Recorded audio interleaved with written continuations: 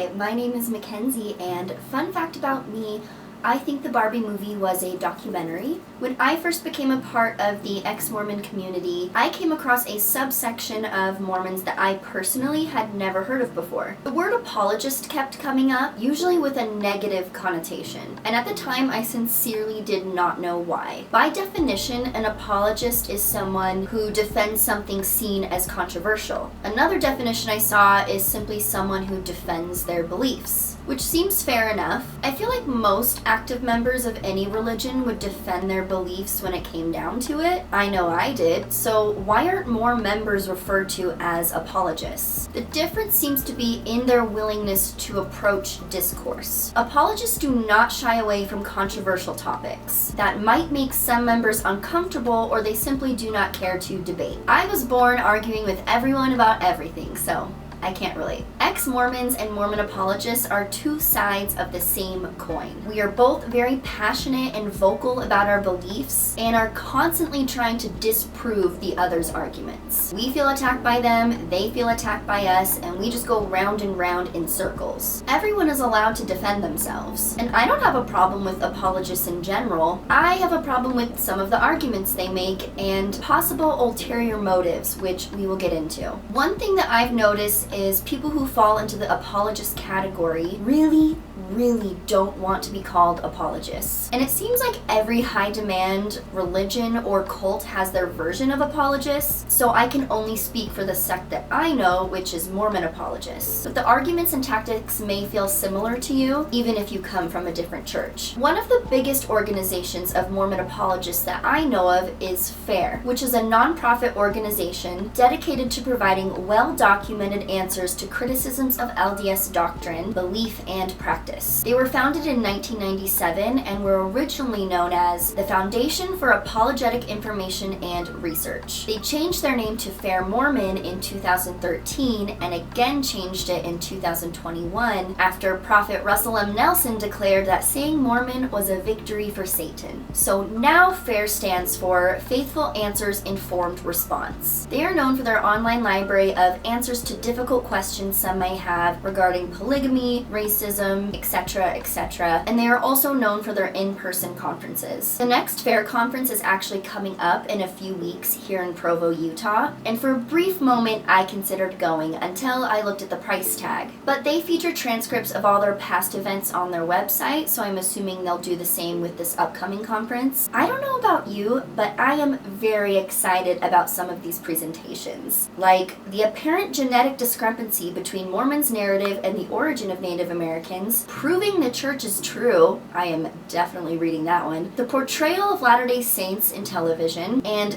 my favorite, shedding light on the complexities, understanding abuse within the LDS church. I cannot wait to be given more context about why my abuse was covered up. That is going to be a freaking delight. FAIR seems to be a resource more commonly used by people going through a faith crisis, and I have heard members come out on both sides. It's been referenced as a good resource that helps strengthen someone's testimony when they have hard questions, and it's also been referenced as the last straw that broke someone's shelf and helped them leave. But the question I have here is, what does the Mormon Church think about an organization that solely exists to defend their honor? According to their website, FAIR is staffed by volunteers who are students of the scriptures, ancient languages, early Christian history, early LDS history, and LDS doctrine and apologetics. Most of the staff here at FAIR have been involved in online services and internet-based LDS apologetics for many years. Many of our members are authors of currently available apologetic publications. They also have a disclaimer that says, any opinions expressed, implied, or included in or with the goods and services offered by FAIR are solely those of FAIR and not those of the Church of Jesus Christ of Latter-day Saints. Awesome! I am all for an independent organization outside of the church. While FAIR is not officially endorsed by the church has at times referred people to our resources, such as this interview with church spokesman Michael Otterson. Okay, so the church is aware of them, but that doesn't mean the church is personally sponsoring them.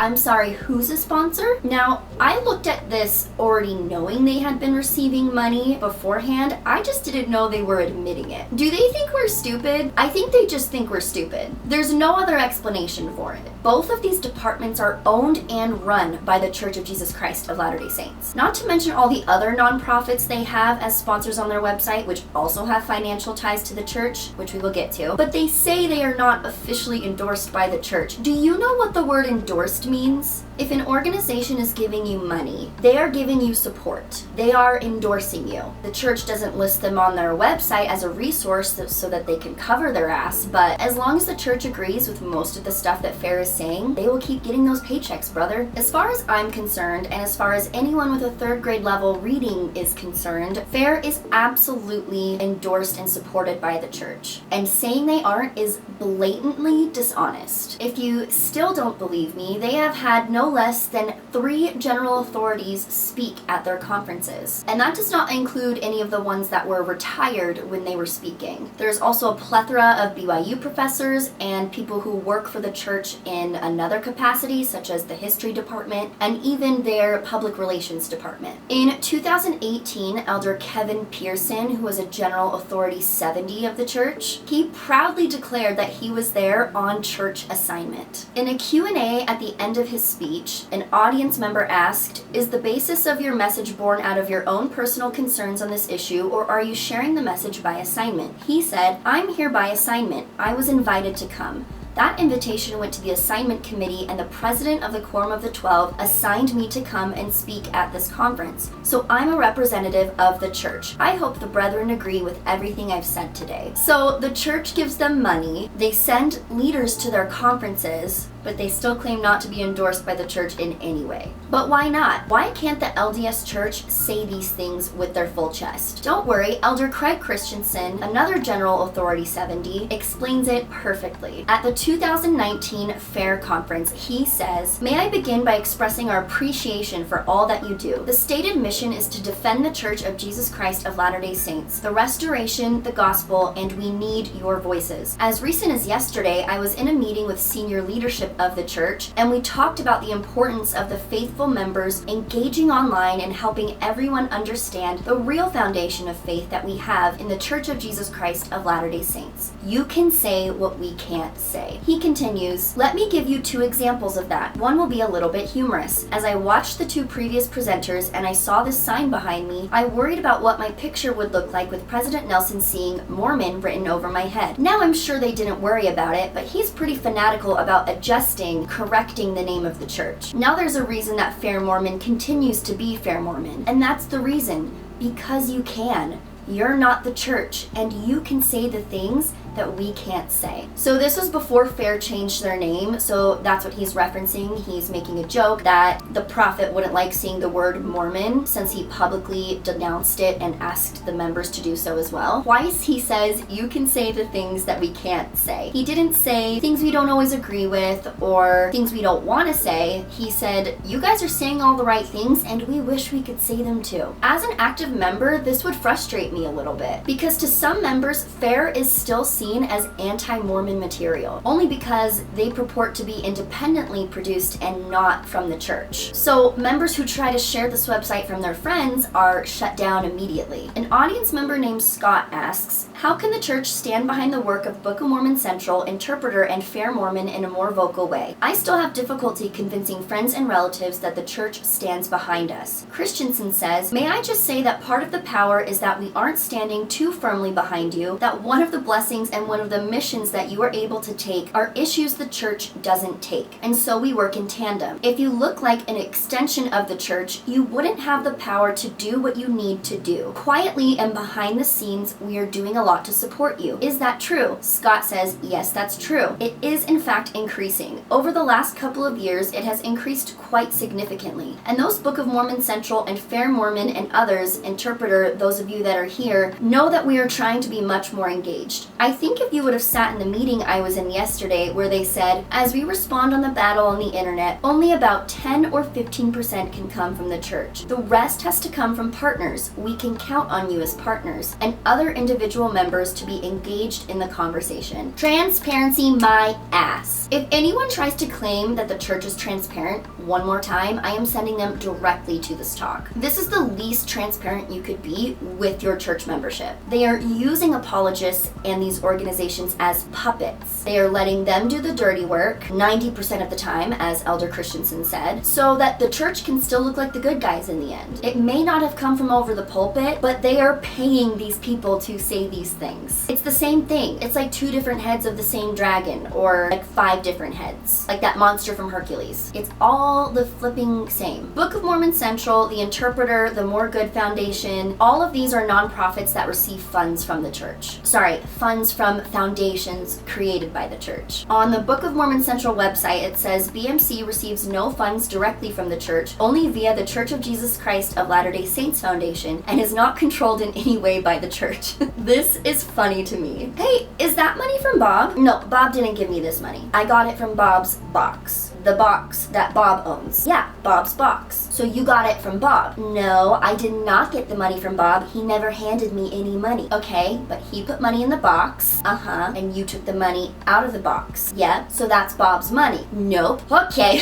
Do you guys know what money laundering is? Oh God, I'm about to be sued. I am not saying that's what the church is doing. I'm saying that's what the SEC thinks the church is doing. This video was not meant to be about the church's finances, but I am simply explaining the financial connection and investment that the church has in these apologist organizations. Why do I care so much? Why does it bother me that the church is supporting members who are simply defending them? Well, for one, because they're lying about it. Fair lies about not being endorsed by the church, and the church lies by omission by pretending these organizations either don't exist or are completely independent and have no backing from the church. I guess it begs the next question, are there any apologist organizations that truly exist independently outside of the church? Saints Unscripted is one that came to mind. They have been on YouTube for 7 years now and have almost 1,000 videos and over 66,000 subscribers. From some of the content I've seen, I feel like they do a good job of explaining their beliefs without being condescending little dickheads.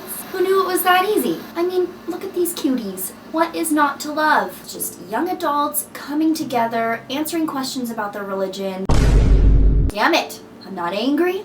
I'm just disappointed. Now, there's no definitive proof that they are sponsored by More Good Foundation, but there's absolutely no information on their website about who financially supports them at all. I'm not even sure what their goals are or if they're considered a nonprofit. I mean, I know they're earning money on YouTube, so that all has to be going somewhere, right? And I have a feeling it's not all being made by the various hosts that they have on their show. So if that is in fact going back into the church's pocket, I feel it's really dishonest to not disclose that information. The church has an agenda with using this type of content to make themselves seem more relatable and less like a cult and more like a group of people who just love Jesus. Another YouTube channel that comes to mind is the Midnight Mormons. They've been around for about 3 years and have over 10,000 subscribers and over 400 videos. According to their About page, Midnight Mormons is a popular culture, doctrine, and current event commentary program hosted by the most intelligent and handsome men in the Church of Jesus Christ of Latter-day Saints. Cardin Ellis, Brad Whitbeck, and Kwaku L. Be warned, we are not apologists. We are comedians, radio hosts, and comics who simply call it how we see it. Haters call this apologetics, while some believers call it defending Zion. We just call it fun. Oh, and by the way, the church is true and Joseph Smith did nothing wrong. LOL. It's not being a hater to call it apologetics. That's just how words work. But like I said, some apologetics really don't like being called that. I guess it's kind of like how some ex-Mormons really don't like being called anti-Mormon because it implies that they hate Mormon people, which, speaking for myself, is absolutely not true. I'm not saying people who hate Mormons don't exist, but 90% of my loved ones are Mormon, so if that were true about me, I would not have a family or friends. As I've stated before, members of the church are not where my issues lie. Cultural issues come from the top down. So I have issues with the leadership, the doctrine, the church itself, and that seems to be the case for most of the ex-Mormons that I talk to. Love the sinner, hate the sin. You guys know that saying, right? But you can call me being anti-Mormon. It doesn't upset me, and I don't think anyone's being a hater by calling me that. I cannot find any connection to the church on their website or their YouTube page, but I have trust issues. I would group them with people like Mormon TikTokers who enjoy going toe-to-toe with individuals about their beliefs, but you still gotta be careful on TikTok. You might find a video of just some random LDS person talking about the church, but you have to look really closely because they still might have financial ties to the church. The Scripture Plus app does this. They are a part of Book of Mormon Central, which we know receives funds from the church, but nowhere do they say this on their TikTok page. But why would they say that? The Mormon church needs to look good at all costs. And admitting that you have these different avenues to get content out instead of just putting it out on your own website is weird. It's weird. It's probably a good marketing tactic, but it's super dishonest for the church to do that, in my opinion. Let me say this. I do not care if you make money talking about your beliefs on the internet. I care if you are not honest about where that money is coming from or where it is going. It's funny because I've been accused on multiple videos of doing this on my own channel when I am currently not monetized. Although, I am not opposed to it. Everyone is allowed to make content and make money off of that content. Get your bag, I do not care. Just be honest about it. Is that hard? Is it really that difficult? Apparently, because if the church was honest about how many pies they had their fingers in, it would be a problem, as it's already becoming a bigger problem for them. The last organization that I wanted to touch on is the Sunstone Foundation. I'm kind of torn whether to call them apologists or not, even though I'm pretty sure they fit in that category, but they don't fit the typical apologist mold. On their website it says, the Sunstone Education Foundation started in 1974 as a magazine that published on Mormon experience, scholarship, issues, and art. Then in 1978 it branched out into symposia and regional conferences. Today, more than 40 years later, the Sunstone Salt Lake Symposium draws together more than 2,500 attendees to talk about Mormon history, theology, politics, culture, and more. The attendees hail from all over the Restoration spectrum.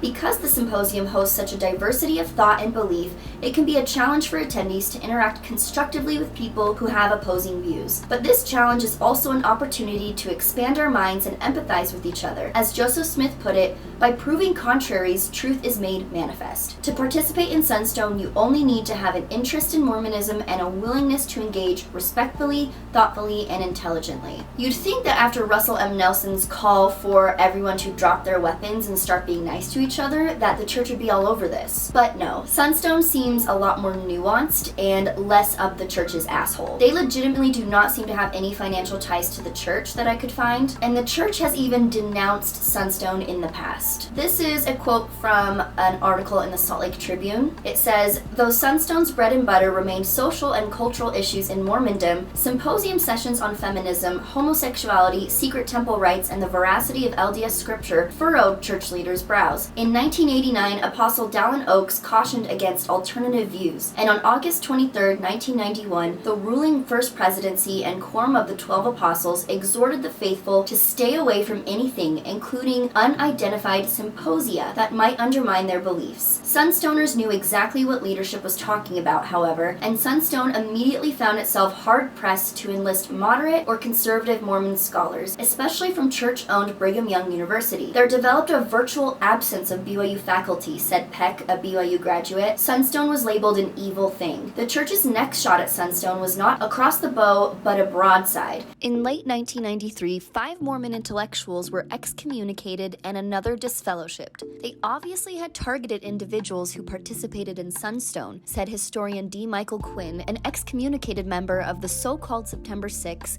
now living in Southern California. Lynn Whitesides also linked her being disfellowshipped to her participation in Sunstone, but has no regrets. My involvement in Sunstone helped me to wake up where I was with the church, God, and Mormonism, she said. You will not find church leadership at Sunstone, even though it seems to be full of faithful members discussing issues within the church, just like Fair and others do. Because they are not parroting the same traditional conservative viewpoints, the church wants nothing to do with it. In my opinion, it is further proof that the church does not welcome diverse thought within their membership. It's weird how the conclusion for these organizations organizations is the same, that they belong to the true Church of Jesus Christ, yet foundations like Sunstone are looked down on because they came to that conclusion differently. But again, I have not attended either of these conferences because the ticket for Sunstone is the same price and I am very poor. I am not monetized on YouTube yet, but I am close to getting there. If you subscribe and comment and share this video, it helps out my channel, and I could get a camera that doesn't suck, and I could put more time and effort into both making content and maybe even attending these events, so one day I can get a better understanding of what's going on in Mormon land. I think apologist organizations should be allowed to do what they do. I think they just need to be more honest about it. I'm sure we'll run into them again in future videos when I dissect arguments that the church and its members make regarding different topics I'm going to talk about. If there's anything you are particularly interested in me talking about, please let me know. Thank you for watching. I appreciate it. I love you guys. As friends, don't make it weird. And I will see you next time. Bye.